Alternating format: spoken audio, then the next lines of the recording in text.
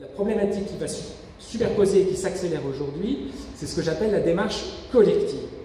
Parce qu'avec la 4e révolution industrielle, nous sommes tous devenus des médias. Tout le monde, grâce à cet outil, encore une fois qui est posé devant vous à la table, devient fabricant de contenu. Et tout le monde est amené à dialoguer en permanence. Et c'est le cas de vos collaborateurs. Mais que vous le vouliez ou non, que vous ayez identifié au sein de votre entreprise un département communication ou pas, ça n'empêche pas vos collaborateurs de dialoguer avec l'ensemble de l'écosystème et de représenter votre marque et votre communication.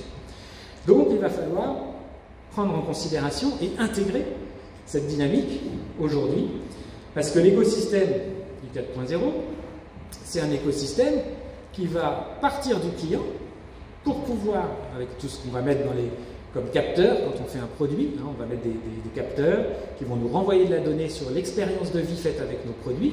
Quand c'est du service, on a d'autres techniques pour avoir du retour d'information, mais il va directement impacter notre processus de production. C'est-à-dire qu'il va directement parler à notre département R&D, il va directement parler à notre département logistique, en fonction bien sûr de la donnée qu'on a retirée de l'expérience de vie avec le produit. Et on va pouvoir corriger, c'est ce qui se passe déjà dans certaines industries, on va pouvoir corriger directement la chaîne de production. Et on va même pouvoir directement gérer la chaîne de production du fournisseur. On va être en temps réel. Pourquoi? Pour pouvoir en permanence bénéficier des retours du consommateur et également de pouvoir faire du sur-mesure. C'est ça le monde qui nous attend. Comment on va faire pour avoir comme ça un domaine qui, quelque part, semble nous échapper? Il y a une démarche qui, pour moi, me paraît extrêmement pertinente, qui est la démarche de la raison d'être.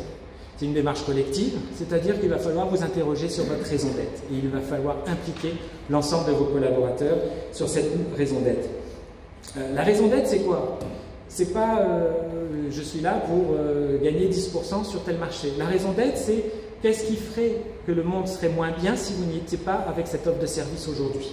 En conclusion de cette brève introduction à la communication à l'heure du 4.0 et en tant que dirigeant, je voudrais vous dire que oui, vous évoluez dans un environnement mouvant et que la communication n'y échappe pas.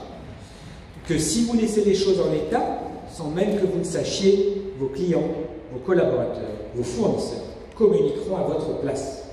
Alors vous vous demandez comment garder le contrôle sur cette communication lorsque tout bouge. Et bien, si je devais résumer en une phrase, je dirais en mobilisant, en formant, en accompagnant toutes les parties prenantes à votre activité sur votre valeur ajoutée au monde.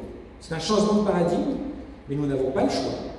Et à nous maintenant d'en faire une démarche bénéfique orientée vers la performance. Je vous remercie de votre attention.